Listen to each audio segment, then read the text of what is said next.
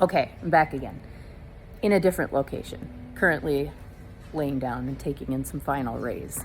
Okay, I wanted to share a little bit about the last day, because the last day was very, very special. So we packed up our camp in the jungle, and we hiked back to the lodge and swapped out some of our stuff. P.S. If my clothes could talk, I don't think this is TMI, but that's okay. We're all friends. I smelled terrible. The mix of sweat and not showering, and I mean bathing in a creek, of course, but you don't want to use stuff in the creek, right? So it was really just rinsing off. It felt so good to swap out my clothes and have something different to wear. But anyhow, we swapped our stuff out, and then we got into, let's see, the best way to say this is a homemade canoe. In this homemade canoe, first and foremost, the paddles were wooden, and I think they were easily 5 pounds, probably even a little bit more than that. But the canoes were constructed of wood as well, and they took on a lot of water. And so in our canoe, we had our gear, but we also had a little cup, and the cup was used to get the water out of the canoe as we were canoeing down a river with piranhas and crocodiles and all sorts of wild creatures in it. And my apologies for my shiny face. No, I'm not going to apologize, but anyhow. So we had to canoe, and let me just tell you again, keep the record here at 100 degrees, near 100% humidity, and direct sunlight. Being in Brazil, we are close to the equator, and so the sunlight that we had was not only bright, but it's intense because we're near the equator. So we are in these canoes with our gear. The canoes are filling with water, and we did learn, I don't think I mentioned this, but part of the journey in the jungle was learning some of the properties of the different plants. And of course, we learned a lot of different medicinal plants, which was amazing. And I have heard time and time again that the Amazon contains remedies for diseases that no one knows yet, because of how vast the Amazon is and how much of it is undiscovered to this point. But we learned some incredible stuff. One of the trees that we learned about was one that produces resin, and it is also a mosquito repellent, and so it smelled kind of like lemony, citrusy, citronella-y, and you can take it and kind of wrap it around. Looked and felt kind of like sap, but you could burn it, and then again, mosquito repellent, but you could also use it to patch holes. I don't think that there was enough resin for the canoes, but it was kind of thrilling. And I think for Heather and I, we carried I think everybody's gear, all four of our gear, and so it was extra weight in these heavy boats that were in effect sinking, and we were paddling for 1 hour upstream. So it was a lot. But the payoff, we spent our final night setting up camp on the beach. Once we got there, we were met with jaguar prints, which I have some photos of, which was very cool. And as a matter of fact, we had an additional guide join us for a safety perspective, just because there were 2 jaguars spotted on this little, I don't think it was an island, but it was an offshoot of the forest the previous evening. And so we had an extra person, which felt really good. Even though, again, never at any point was I worried or afraid of really anything. So felt like we were in good hands. But first order of business was getting our hammocks set up. And I was excited about that after sleeping on the ground, but also because the sleep that I get in hammocks again, when hung properly, is my sleep app just said it was restorative and deep sleep, and that's not something that I normally experience even at home in a really nice bed. So I was very excited about that. And then, of course, getting our fire set up, and then we fished. Okay, so I'm going to share with you how you fish in the Amazon. We had, in this capacity, water bottles, empty water bottles, and around the water bottle was a fishing line. And then, of course, at the end of the fishing line was a hook. And we had some bait. In this case, we had chicken, but you can use grubs, other smaller fish, those kinds of things. And you take some line off of your bottle. You hold your bottle not like this, but facing outward, so the mouth of the bottle is pointed toward the river. And with your other hand, you lasso, not this way, but this way, lasso swing your hook and chuck it into the water. And as you chuck it into the water, the line comes off the bottle. That's how you fish for piranha. And then you just kind of let it sit there and, jiggle it around a little bit, and effectively it's acting like an animal. And then you catch the piranha and you just pull the line in with your bare hands. That's how we got dinner. And that's how you eat in the Amazon. So after that, we filleted it, and we, again, I've got pictures, but we set up a very cool thing around the fire, like kind of think V-shaped sticks. And then you lay another stick on top of that and kind of lay sticks across that. And then you put the fish on the top after it's halved, and then cook it that way. And we slow cooked it, and it was just piranha. Never in my life did I think I would be eating piranha. I didn't know you could eat them, but it is delicious. So that is how we created dinner. And then let's see, what else from there? At this point, we did have music. I brought a speaker with me, obvious necessity when you're in the jungle. But I just brought it in case. And it was, like I said, myself, my 3 other survivalists, and then the 3 guides. And we just had a wonderful evening of music and eating and exploring and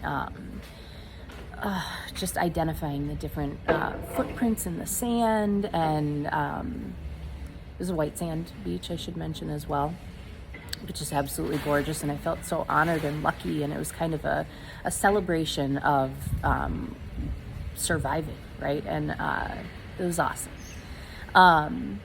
We also, our guides wore, again, like I mentioned, really, really powerful headlamps. And so there was an element of scanning the shoreline. We saw a couple little baby owls sleeping in the trees, and the caimans, and just, we call it shining, right? So if anybody's ever shined, I don't know the term, but for like deer or whatever, it was kind of like that. And it was just really, really fun. And aside from the ants, there were giant biting ants, but they were gone kind of once night fell. And then I think we were in bed by 10 o'clock. And if I could just share with you, sleeping in a hammock, we didn't need mosquito nets for this, but beautiful experience. Woke up, I think, probably around 5:30, naturally, wonderfully, beautifully, packed up our gear, and we actually went and visited the gentleman the third guide who was with us. We went upstream again to his house, and he is a cashew farmer. On the way, one of our guides caught a beautiful fish. I don't know the name, I'll figure it out, but beautiful fish. And when we got to his property, we had to go up a set of stairs, and these stairs were built in the clay. Okay, so it was just way up top. And when we saw his home, imagine, if you will, a structure that's probably 30 by 40, and it is all open, wooden planks with a roof, and then a small, probably, we'll call it 10 by 10 maybe, area that was boarded off, and a hammock hanging in there, and then a hole for it's his toilet, right, going into a barrel underneath the structure. That was his home. And he had music. So he had an antenna for a radio station, and he had a stove, and maybe what I might call it wasn't a sink. There wasn't running water, but like a place to wash your hands and a place for him to store his food. And that was the home that he lived in. And I want you all to just think about your home. To live in the Amazon on a cashew farm, and it kind of brought up like live simply to simply live, right? And what was the most beautiful about this was that as soon as we got there, he immediately started boiling water and offered us coffee.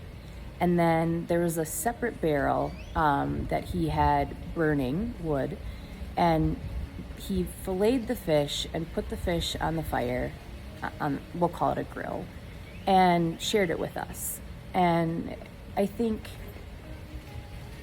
this simple act of generosity for someone who didn't have much, sorry, my broken nose is very itchy, but he shared with us his coffee, he shared with us this fish, and he very well could have kept it and whatever, but it was just a really beautiful moment. And I think it inspired me to think about my own generosity and kindness toward other people, and just how I can show up in a way that really exemplifies that. And so this man is not close to a grocery store. He's not close to anything, right, other than the water to fish, but he shared that with us. So thought that was very beautiful. And then from that point, after we had this wonderful experience, also the amount of effort on behalf of a plant to grow one cashew nut casing is insane. And I was joking with one of my travel partners, Jen, and I said, because she had mentioned, this really is going to make me think about how I consume cashews. And I said, yeah, you kind of get paid in peanuts, except you're getting paid in cashews. And she goes, well, at least it's cash. And it was just a funny play on words. But that being said, the whole point of this was also to kind of reflect on consumption and, for me at least, how I consume things. And I will be very mindful of appreciating what goes into things that we think are very simple. I also want to say too that there was a moment for me to also appreciate the food that we had, right? There were piranhas that we, as my guide said, offed and the fish on the way. And I had a moment where I just think that I don't really appreciate too much the sacrifice of being able to stay alive, right, in that capacity. And so I really took time to give my gratitude and thanks to the animals that we ate and the plants that we ate and all of that stuff. And so nonetheless, we got back in our sinking boats and paddled back to the lodge again. We were going downstream on the way back. However, we were going upwind, so the breeze was coming very strongly at us, but we were going down, following the current. So it still took about the same amount of time to get back. And I took the moment, I think there was a pivotal point where I thought I could be irritated that I'm sweating this much, that I'm exerting this much energy in paddling with these very heavy paddles. But instead I really just tried to embrace it and say, with every stroke, my shoulders were getting stronger, my biceps, my lats, my triceps. And surprisingly, I'm not sore at all. Not sore from sleeping in the hammock, not sore from sleeping on the ground, not sore from paddling. So I really feel like there's an element of true restoration when we have a different mindset. I'm going to expand more on that later, but it was just something that I was thinking about and something really beautiful. So we got back to the lodge, and this was kind of like packing up. So it was taking our final pictures, getting all of our stuff put back together, and off we went for our hour and a half long boat ride back to the drop off point, and then the 3.5, 4 hour, whatever it was, ride back to this hotel we stayed overnight in. And in just a few hours, I'll be hopping on a plane from Manaus to Sao Paulo. I think that's a 4-hour flight. And then I will have a flight this evening from 10 p.m. until 7:50 tomorrow morning, from Sao Paulo to Atlanta. And then I'll fly from Atlanta to Minneapolis, a little over 2 hours. And then I'll take a transport from Minneapolis up to Duluth, and that'll be 4 hours. And then I will be home to my husband and my babies. And I think I'm really just gonna take the time to reflect on an incredible journey. So more to come, but that was my experience in, not brief, but in a cashew shell. All right, love you. Bon dia.